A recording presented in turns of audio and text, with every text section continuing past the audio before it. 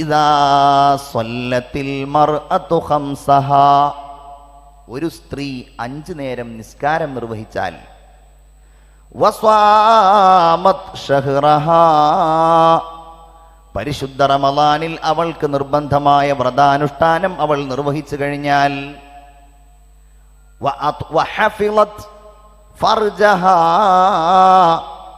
നിഷിദ്ധമായ കാര്യങ്ങളിൽ നിന്ന് അവരുടെ ഗുഹ്യസ്ഥാനങ്ങളെ അള്ളാഹുവിന് വേണ്ടി അവർ സംരക്ഷിക്കുകയും ചെയ്താൽ, ഇനിയുള്ളതാണ് അതിൻ്റെ പൂർണ്ണത, വഅത്വാഅത് സൗജഹാ,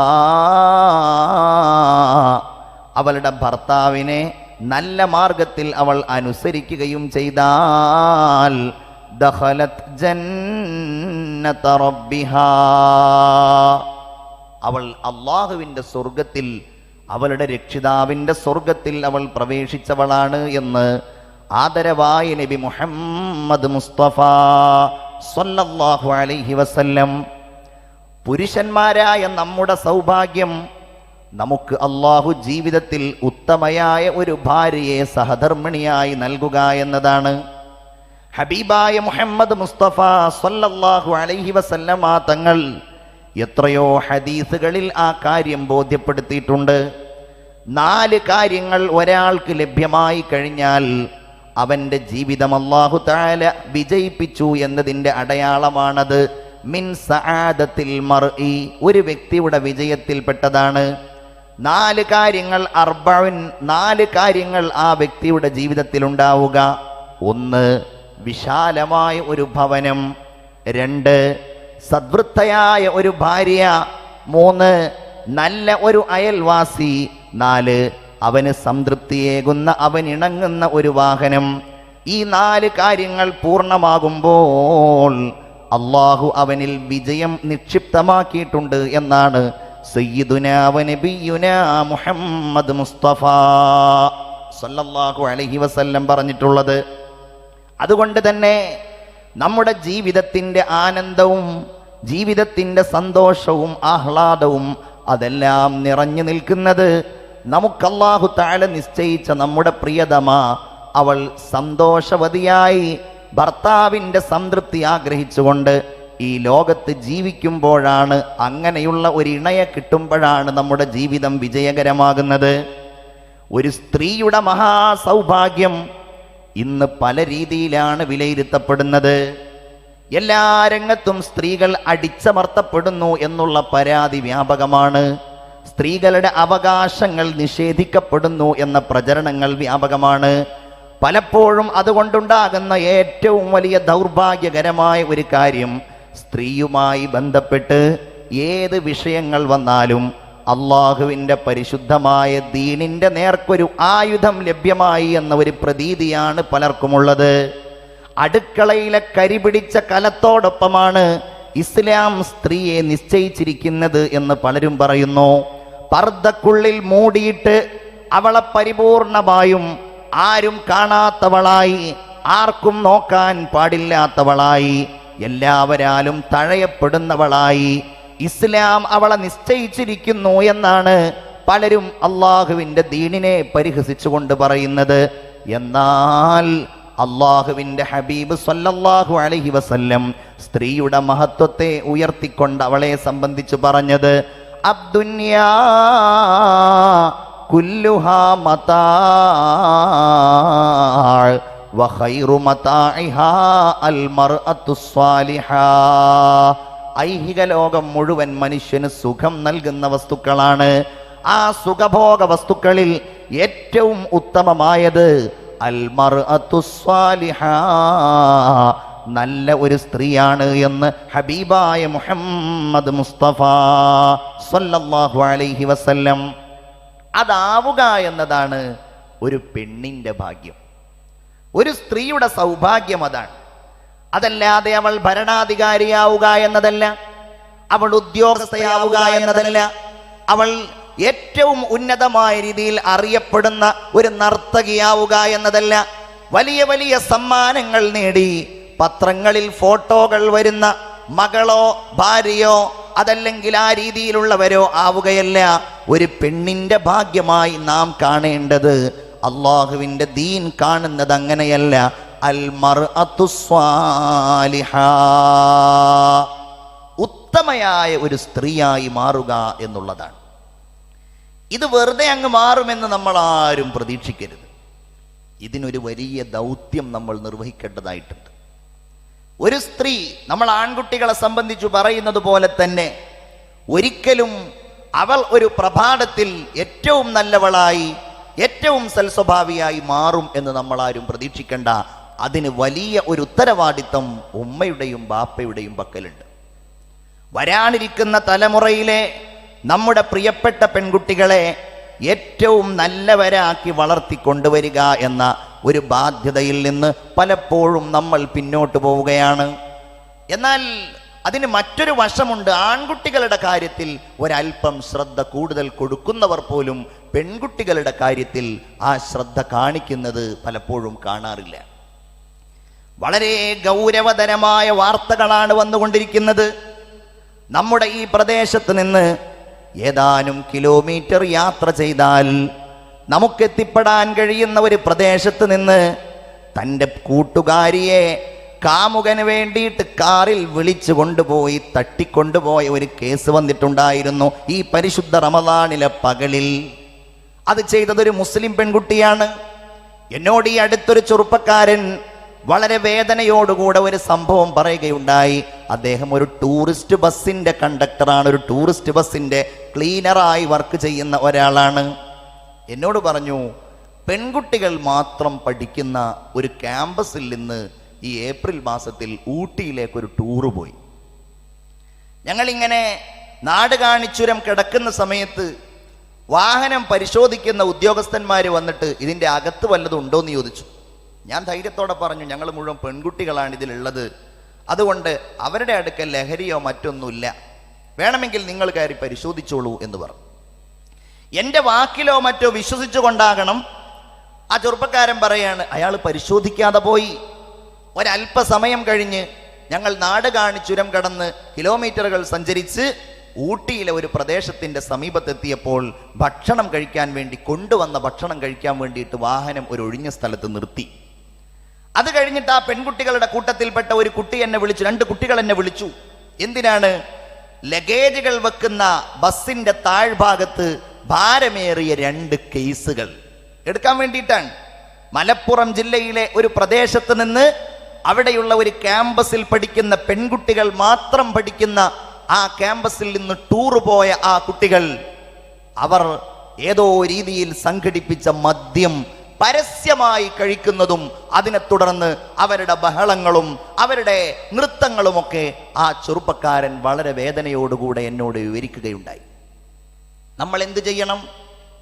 ഈ രീതിയിൽ നമ്മൾ അവരുടെ വിദ്യാഭ്യാസവും അവരുടെ മറ്റു പഠന മേഖലകളും ജോലികളുമൊക്കെ ഒരു ശ്രദ്ധയുമില്ലാതെ നമ്മൾ മുന്നോട്ട് പോകാൻ അനുവദിച്ചു കഴിഞ്ഞാൽ എന്ന് വിചാരിച്ച് നമ്മളെല്ലാം തടയിടണമെന്നല്ല പറയുന്നത്.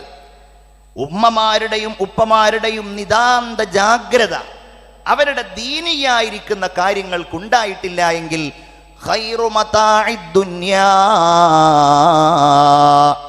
ദുന്യാവിലെ ഏറ്റവും ഉത്തമ സമൂഹമായിട്ട് മാറാൻ നമ്മുടെ പ്രിയപ്പെട്ട പെൺകുട്ടികൾക്ക് കഴിയില്ല. ഹബീബായ മുഹമ്മദ് മുസ്തഫ സ്വല്ലല്ലാഹു അലൈഹി വസല്ലമ തങ്ങൾ പറയുകയാണ്, മൻ ആല ജാരിയതൈൻ, ഒരാൾ 2 പെൺകുട്ടികളെ പോറ്റി വളർത്തിയാൽ ഹത്താ തബ്ലുഗാ, അവർക്ക് പ്രായപൂർത്തിയാകുന്നത് വരെ, ജാഅ യൗമൽ ഖിയാമത്തി അനാ വഹുവ കഹാതൈൻ, ഞാനും അവരും നാളെ ഖിയാമത്ത് നാളിൽ അള്ളാഹുവിൻ്റെ അടുക്കലേക്ക് വരുന്നത് ഇങ്ങനെയായിരിക്കും, ഈ 2 വിരലുകൾ ഒരുമിച്ചതുപോലെയായിരിക്കുമെന്ന് സയ്യിദുനാ മുഹമ്മദ് മുസ്തഫ സല്ലല്ലാഹു അലൈഹി വസല്ലം. വേറെ ഒരു ഹദീസിൽ കാണാം, ഒരാൾ 3 പെൺകുട്ടികളെ പോറ്റി വളർത്തി, ഫഅദ്ദബഹുന്ന, അവർക്ക് മര്യാദ പഠിപ്പിച്ചു, അവർക്ക് ലജ്ജാശീലം പകർന്നു കൊടുത്തു, അവരുടെ വസ്ത്രധാരണത്തിലുള്ള മര്യാദകൾ അവരെ ബോധ്യപ്പെടുത്തി, എങ്ങനെയാണ് ഇടപെടേണ്ടത് എന്ന കാര്യത്തിൽ കൃത്യമായ മാർഗനിർദ്ദേശങ്ങൾ ഉമ്മയും ഉപ്പയും അവർക്ക് നൽകി. ആൺകുട്ടികളെ ഖുർആൻ പഠിപ്പിക്കുന്നത് പോലെയൊക്കെ തന്നെ പെൺകുട്ടികളെ വളരെ ചെറുപ്പം മുതൽ തന്നെ തൊട്ടടുക്കളിരുത്തി പരിശുദ്ധ ഖുർആൻ പരിശീലിപ്പിച്ചു. മനോഹരമായി ഖുർആൻ ഓതാൻ കഴിയുന്നവരായി, മനോഹരമായി അള്ളാഹുവിൻ്റെ കലാം പാരായണം ചെയ്യാൻ സാധ്യമാകുന്നവരായി പെൺകുട്ടികളെ അവർ വളർത്തി. ഒരു മടിയോ അതല്ലെങ്കിൽ ഒരു കുറവോ അദബിൻ്റെ കാര്യത്തിലോ അവർക്ക് നൽകാവുന്ന നേർമാർഗത്തിൻ്റെ കാര്യത്തിലോ ഒരു കാരണവശാലും ഈ മാതാപിതാക്കൾ നൽകിയിട്ടില്ല എങ്കിൽ, ഒരു കുറവും വരുത്തിയിട്ടില്ല എങ്കിൽ, ഹബീബായ മുഹമ്മദ് മുസ്തഫ സല്ലല്ലാഹു അലൈഹി വസല്ലമ തങ്ങൾ പറയുകയാണ്, ഫഅഹ്സന ഇലൈഹിന്ന, അവർക്ക് നൽകാൻ എന്തൊക്കെ അവകാശങ്ങളുണ്ടോ, അവർക്ക് വേണ്ട വസ്ത്രങ്ങൾ, അവർക്ക് വേണ്ട ആഹാരങ്ങൾ, അവർക്ക് വേണ്ട വിദ്യാഭ്യാസം എല്ലാം അവർക്ക് നല്ല രീതിയിൽ ഈ ഉമ്മ നൽകിയാൽ, ഈ ബാപ്പ നൽകിയാൽ, അള്ളാഹുവിൻ്റെ ഹബീബ് പറയുകയാണ്, ഞാനും അവനും സ്വർഗത്തിൽ ഒരുമിച്ച് കിടക്കുമെന്ന് നബിയുനാ മുഹമ്മദ് മുസ്തഫ. അഷ്ഹദു അല്ലാ ഇലാഹ ഇല്ലല്ലാഹ് അസ്തഗ്ഫിറുല്ലാഹ് അസ്അലുകൽ ജന്നത വഅഊദു ബിക മിനന്നാർ. ഷഹാദത്ത് ചൊല്ലു, അഷ്ഹദു അല്ലാ ഇലാഹ ഇല്ലല്ലാഹ് അസ്തഗ്ഫിറുല്ലാഹ് അസ്അലുകൽ ജന്നത വഅഊദു ബിക മിനന്നാർ. കാരണം അവർ പിൽക്കാലത്തൊരു ഇണയായി കഴിഞ്ഞാൽ ഏതാനും വർഷങ്ങൾക്ക് ശേഷം ഈ മാതാപിതാക്കളിൽ നിന്ന് വേർപിരിഞ്ഞ് അവർ ഒരു മറ്റൊരാളുടെ സഹധർമ്മിണിയായി മാറിക്കഴിഞ്ഞാൽ അല്ലാഹു തആല അവരെ ഏൽപ്പിച്ചിരിക്കുന്നത് വലിയ ഒരു ഉത്തരവാദിത്തമാണ്. കാരണം ഒരു വലിയ തലമുറയെ, മക്കളെ, പേരക്കിടാങ്ങളെ ഈ നേരായ മാർഗത്തിലേക്ക് വഴി നടത്താനുള്ള ഒരു ഉത്തരവാദിത്തം ആ പ്രിയതമയുടെ മേലിൽ അല്ലാഹു തആല ഏൽപ്പിച്ചതുകൊണ്ട് അതിനവൾക്ക് കഴിയണമെങ്കിൽ എൻ്റെ ഉമ്മമാരെ, ഉപ്പമാരെ, ഞാൻ ഈ പറയുന്ന നന്മകൾ നമ്മൾ നമ്മുടെ പ്രിയപ്പെട്ട മക്കൾക്ക് പകർന്നു നൽകിയേ മതിയാവൂ. കേട്ടിട്ടില്ലേ നിങ്ങൾ മഹാനായ സയ്യിദുനാ റബീഅത്ത് ഇബ്നുൽ ഫറൂഖ് റളിയല്ലാഹു അൻഹു മദീനയിലെ പ്രസിദ്ധനായ ഇമാമായിരുന്നു, അറിയപ്പെട്ടിരുന്ന മുഹദ്ദിസായിരുന്നു, ഹദീസുകൾ പറഞ്ഞു കൊടുക്കുന്നയാളായിരുന്നു. റബീഅത്ത് ഇബ്നുൽ ഫറൂഖിന് 27 വയസ്സ് പൂർത്തിയായ സമയം അദ്ദേഹം ഒരു ദിവസം ളുഹർ നിസ്കരിക്കാൻ വേണ്ടിയിട്ട് മദീനയിലെ മസ്ജിദുൻ നബവിയിലേക്ക് പോവുകയാണ്. പോകുന്ന സമയത്ത് വീട്ടിലേക്ക് ഒരു അപരിചിതൻ വന്നു. വന്നയാളോട്, റബീഅത്ത് ഇബ്നുൽ ഫറൂഖിനോട് ഈ വന്നയാൾ ചോദിക്കുകയാണ്, ഈ അപരിചിതൻ ചോദിക്കുകയാണ്, ആരാണടാ എൻ്റെ വീട്ടിൽ? റബീഅ ചോദിച്ചു, നിങ്ങളുടെ വീടോ? ഇത് എൻ്റെ വീടാണല്ലോ. നിങ്ങളുടെ വീടോ? ഇത് എൻ്റെ വീടാണല്ലോ. രണ്ടാളുകളും ചെറിയ രീതിയിൽ ശബ്ദമുയർത്തി സംസാരിക്കുമ്പോൾ റബീഅയുടെ ഉമ്മ വീടിൻ്റെ ഉള്ളിൽ നിന്ന് ഈ സംസാരം കേൾക്കുകയാണ്. പടച്ചവനേ, എനിക്ക് സുപരിചിതമായ ശബ്ദമാണല്ലോ. വീടിൻ്റെ പുറത്തേക്ക് വന്നു. വന്നയാളുടെ മുഖത്തേക്ക് നോക്കി, മോനെ വിളിച്ചു പറഞ്ഞു, മോനെ നിന്റെ സംസാരം നിർത്ത്. എന്താണുമ്മ? നീ സംസാരിക്കുന്ന ആളാരാണെന്നറിയോ? 27 കൊല്ലം മുമ്പ് നിന്നെ ഞാൻ ഗർഭം ചുമന്നുകൊണ്ടിരിക്കുമ്പോൾ നമ്മുടെ ഇടയിൽ നിന്ന് യാത്ര പറഞ്ഞു പോയ നമ്മുടെ പ്രിയപ്പെട്ട ഉപ്പയാണ്, നിന്റെ പ്രിയപ്പെട്ട ഉപ്പയാണ് എന്ന് പറഞ്ഞുകൊണ്ട് തൻ്റെ മകനെ തടഞ്ഞപ്പോൾ പൊന്നുമകൻ ഉപ്പയോട് സലാം പറഞ്ഞിട്ട് പറഞ്ഞു, ഉപ്പാ, ഞാൻ പള്ളിയിലേക്ക് പോവുകയാണ്. ളുഹറിന്റെ ബാങ്ക് വിളിച്ചല്ലോ, നമുക്കത് കഴിഞ്ഞു വന്ന് നമുക്ക് പരസ്പരം കാര്യങ്ങൾ സംസാരിക്കാമെന്ന് പറഞ്ഞ് ളുഹറിന്റെ സമയമായതുകൊണ്ട് വേഗത്തിൽ അദ്ദേഹം പള്ളിയിലേക്ക് നടന്നുപോയി. ഫറൂഖ് എന്ന ഉപ്പയുണ്ടല്ലോ, വീടിൻ്റെ ഉള്ളിലേക്ക് കയറി. തൻ്റെ ഭാര്യ അവിടെ ഇരിക്കുകയാണ്. ഭാര്യ സന്തോഷത്തോടെ സംസാരിക്കുകയാണ്. താൻ പങ്കെടുത്ത ജിഹാദുകളെ കുറിച്ച്, 27 കൊല്ലം അനുഭവിച്ച കാര്യങ്ങളെക്കുറിച്ച് ഇങ്ങനെ സംസാരിക്കാൻ തുടങ്ങി. റബീഅയുടെ ഉപ്പ തൻ്റെ ഭാര്യയോട് പറഞ്ഞു, പെണ്ണേ, 27 കൊല്ലം മുമ്പ് ഞാൻ ജിഹാദിന് വേണ്ടി പുറപ്പെടുമ്പോ ഞാൻ നിന്റെ കയ്യിൽ ഒരു 20,000 ദീനാറുകൾ തന്നിരുന്നല്ലോ. നീ അതെങ്ങനെ ചെലവഴിച്ചു?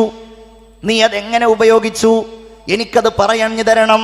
നിന്റെ ഉപയോഗങ്ങൾ, അതിൻ്റെ ചെലവഴിക്കലുകൾ എനിക്കറിയാൻ താല്പര്യമുണ്ട് എന്ന് പറഞ്ഞപ്പോൾ മുഖിയായിരിക്കുന്ന പ്രിയതമ തന്റെ ഭർത്താവിനോട് പറഞ്ഞു, ളുഹറിന്റെ ബാങ്ക് വിളിച്ചില്ലേ, ജമാഅത്തിന്റെ സമയമായിരിക്കുന്നു, നമ്മുടെ പൊന്നുമോൻ പോയത് കണ്ടില്ലേ, ഇൻഷാ അല്ലാ നിങ്ങൾ ജമാഅത്ത് കഴിഞ്ഞ് തിരിച്ചു വരൂ, അത് കഴിഞ്ഞാൽ തീർച്ചയായും നിങ്ങൾക്ക് ഞാനത് വിവരിച്ചു തരാം.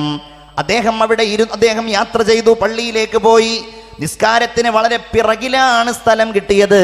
നിസ്കാരം കഴിഞ്ഞു, ഇബാദത്തുകളൊക്കെ കഴിഞ്ഞ് പ്രിയപ്പെട്ട റബീഅയുടെ ഉപ്പയുണ്ടല്ലോ, ഫറൂഖ് ഉണ്ടല്ലോ, നിസ്കാരം കഴിഞ്ഞ ഒരാളെ ഇങ്ങനെ ശ്രദ്ധിക്കുകയാണ്. ഹബീബായ റസൂലുള്ളാഹിയുടെ പള്ളിയിൽ സുമുഖനായ ഒരു ചെറുപ്പക്കാരൻ ഹദീസുകൾ പറയുന്നുണ്ട്. എന്തൊരു രസമാണത് കേൾക്കാൻ. ദൂരെയായതുകൊണ്ട് മുഖം വ്യക്തമാകുന്നില്ല. വളരെ സന്തോഷത്തോടെ ആ വാക്കുകൾ ഇങ്ങനെ കേട്ടുകൊണ്ടിരിക്കുമ്പോൾ തൊട്ടടുക്കലുള്ള ആളോട് റബീഅയുടെ ഉപ്പ ചോദിച്ചു, അതാരാണ് സംസാരിക്കുന്നത്? അയാൾ ചോദിച്ചു, നിങ്ങൾ ഈ നാട്ടുകാരനല്ലേ? എന്തേ ഈ നാട്ടിലെ ആ ചെറുപ്പക്കാരനെ അറിയാത്തവരില്ല? ഹാദാ റബീഅത്തു ഇബ്നുൽ ഫറൂഖ്, അത് ഫറൂഖിന്റെ മകനായ റബീഅയാണ്. റബീഅയുടെ ഉപ്പയുടെ കണ്ണുകൾ നിറഞ്ഞു. ഞാൻ അറിയാതെ എൻ്റെ പ്രിയതമ എനിക്ക് വേണ്ടി എൻ്റെ മകനെ പോറ്റി വളർത്തിയിരിക്കുന്നുവല്ലോ. ഞാൻ ജോലിക്ക് പോയിട്ടും ഞാൻ ജിഹാദിന് പോയിട്ടും എൻ്റെ സാന്നിധ്യമില്ലാതെ ഖുർആനുകളും ഹദീസുകളും അത് പഠിപ്പിക്കുക മാത്രമല്ല, അള്ളാഹുവിൻ്റെ ഹബീബിൻ്റെ പള്ളിയിൽ ജനങ്ങളുടെ മുമ്പിൽ നിന്നത് പറഞ്ഞു കൊടുക്കാൻ മാത്രമുള്ള യോഗ്യതയിലേക്ക് എൻ്റെ പ്രിയതമ എന്നെ എത്തിച്ചിരിക്കുന്നുവല്ലോ, എൻ്റെ മകനെ എത്തിച്ചിരിക്കുന്നുവല്ലോ. സന്തോഷത്തോടെ വീട്ടിലേക്കിറങ്ങി തൻ്റെ ഭാര്യയുടെ അടുക്കൽ പോയി പറഞ്ഞു, പെണ്ണേ, എനിക്ക് നീ ആ 20,000 ദീനാറുകളുടെ കഥ പറഞ്ഞു തരേണ്ട. കാരണം അതിനേക്കാൾ വലിയ ഉത്തമമായ ഒന്നാണല്ലോ അതിന് പകരം എനിക്ക് നീ നൽകിയിരിക്കുന്നത്. അഷ്ഹദു അല്ലാ ഇലാഹ ഇല്ലല്ലാഹ് അസ്തഗ്ഫിറുല്ലാഹ് അസ്അലുക്കൽ ജന്നത വ അഊദു ബിക മിനന്നാർ. അതുകൊണ്ടാണ് നമ്മുടെ സ്ത്രീകളെ, നമ്മുടെ പെൺകുട്ടികളെ അൽ മർഅത്തു സ്വാലിഹ, ഏറ്റവും ഉത്തമകളായവരാക്കി നമ്മൾ വളർത്തിയെടുക്കേണ്ടത്. അള്ളാഹുവിൻ്റെ തീരുമാനമാണ് നമ്മുടെ ഇണ ആരാവണമെന്ന് പറയുന്നത്. അതിങ്ങോട്ട് എത്താനുള്ള ചില മാർഗങ്ങൾ, ചില കാരണങ്ങൾ അള്ളാഹു തആല നമ്മിൽ തരുന്നേ ഉള്ളൂ. പടച്ചവന്റെ തീരുമാനം എല്ലാ കാര്യങ്ങളിലും ഉള്ളതുപോലെ നമ്മുടെ ഭാര്യ ആരാവണം? എൻ്റെ സഹോദരിമാരെ, നിങ്ങളുടെ ഭർത്താവ് ആരാകണം? ബിസ്മില്ലാഹിർ റഹ്മാനിർ റഹീം. വമിൻ ആയാതിഹി അൻ ഖലഖ ലക്കും മിൻ അൻഫുസികും അസ്വാജ ലിതസ്കുനൂ ഇലൈഹാ വജഅല ബൈനകും മവദ്ദതൻ വറഹ്മ ഇന്ന ഫീ ദാലിക ലആയാതിൻ ലിഖൗമിൻ യതഫക്കറൂൻ. അല്ലാഹുവിൻ്റെ ദൃഷ്ടാന്തങ്ങളിൽപ്പെട്ടതാണ്. അൻ ഖലഖ ലക്കും മിൻ അൻഫുസികും അസ്വാജ, മനുഷ്യരായ നിങ്ങളിൽ നിന്ന് തന്നെ നിങ്ങൾക്കുള്ള ഇണകളെ അവൻ സംവിധാനിച്ചു എന്നത്. പുരുഷന്മാരെ, നിങ്ങൾക്കുള്ള ഭാര്യമാരെ, സഹോദരിമാരെ, നിങ്ങൾക്കുള്ള ഭർത്താവിനെ അത് അള്ളാഹു ഒരുക്കി എന്നത് റഹ്മാനായ റബ്ബ് സുബ്ഹാനഹു വ തആല അവൻ്റെ ദൃഷ്ടാന്തങ്ങളിൽ നൽകുന്ന ഒന്നാണ്. ആ ഒരു കൂടിച്ചേരലങ്ങ് സംഭവിച്ചു കഴിഞ്ഞാൽ, ആ ഏകതയങ്ങ് സംഭവിച്ചു കഴിഞ്ഞാൽ, ആ കല്യാണം അങ്ങ് സംഭവിച്ചു കഴിഞ്ഞാൽ എത്ര വലിയ അത്ഭുതകരമായ മാറ്റമാണ് എൻ്റെ പ്രിയപ്പെട്ടവരെ നമ്മുടെ ജീവിതത്തിൽ നൽകിയിട്ടുള്ളത്. നമ്മൾ പലപ്പോഴും കരുതുന്നത് സൗന്ദര്യമാണ് ജീവിതത്തിൻ്റെ സമാധാനത്തിൻ്റെ അടിസ്ഥാനം. അല്ലല്ലോ. അല്ലെങ്കിൽ സമ്പന്നതയാണ് അടിസ്ഥാനം. അല്ലല്ലോ. കാരണം നിങ്ങൾ കണ്ടിട്ടില്ലേ, നമുക്കിടയിലുണ്ടാകും 80 വയസ്സായ പുരുഷൻ, ആ സഹോദരൻ്റെ ഭാര്യക്കുണ്ടാകും 75 വയസ്സ്, 5 വയസ്സതല്ലെങ്കിൽ 10 വയസ്സ്. രണ്ടുപേരും വാർദ്ധക്യത്തിലായിരിക്കും. പക്ഷേ ആ വാർദ്ധക്യത്തിൽ അവർ കാണിക്കുന്ന സ്നേഹം കാണുമ്പോൾ അതാണ് ജീവിതത്തിൻ്റെ സന്തോഷമായിട്ട് കാണുക. അല്ലാഹു തആല ആ ഒരു സന്തോഷം നമ്മുടെ ജീവിതത്തിൽ നിലനിർത്തി തരുമാറാകട്ടെ. അത് ഈ പറഞ്ഞ സ്നേഹവും ദീനും ജീവിതത്തിൽ ഉണ്ടാകുമ്പോഴേ അത് സാധ്യമാവുകയുള്ളൂ. ഞാൻ പലപ്പോഴും തമാശയിൽ ആലോചിക്കാറുണ്ട്, പത്രത്തിലുണ്ടാവും 2 ഫോട്ടോ, ഒരിടത്തുണ്ടാകും ഇന്ന് വിവാഹിതരാകുന്നു. ഹായ്, അതിങ്ങനെ കാണുമ്പോൾ തന്നെ എന്താണ് അവരുടെ ഒരു ഉഷാർ. ചെറുപ്പക്കാരനുണ്ടാവും, ഓ ഞാൻ എന്നോ വിവാഹിതനാവേണ്ടതായിരുന്നു എന്നുള്ളൊരു ഇരിക്കലായിരിക്കും അവൻ്റെ ഫോട്ടോയിൽ ഉണ്ടാവുക. പെൺകുട്ടിയുടെ ഫോട്ടോ ഉണ്ടാവും വളരെ സന്തോഷത്തിൽ. അതിൻ്റെ അപ്പുറത്തുണ്ടാകും വിവാഹത്തിൻ്റെ 25ാം വാർഷികം ആഘോഷിക്കുന്നു, മക്കൾ കൊടുത്ത ആശംസയായിരിക്കും. അതിലിരിക്കുന്ന ആ 2 ആളുകളുടെ മുഖം കണ്ടാൽ എന്തോ ഒരു വലിയ അപകടത്തിൽ അവർ പെട്ടതുപോലെ പലപ്പോഴും തോന്നാറുണ്ട്. നമുക്കിടയിൽ അത് ഇല്ലാതിരിക്കാനാണ് അള്ളാഹുവിൻ്റെ ഹബീബ് സയ്യിദുനാ മുഹമ്മദ് മുസ്തഫ സല്ലല്ലാഹു അലൈഹി വസല്ലമ തങ്ങളുടെ ഈ കൽപ്പനകൾ നമ്മൾ സ്വീകരിക്കേണ്ടത്. ഇതൊരു വലിയ അള്ളാഹു തമ്പുരാന്റെ നിശ്ചയമാണ്.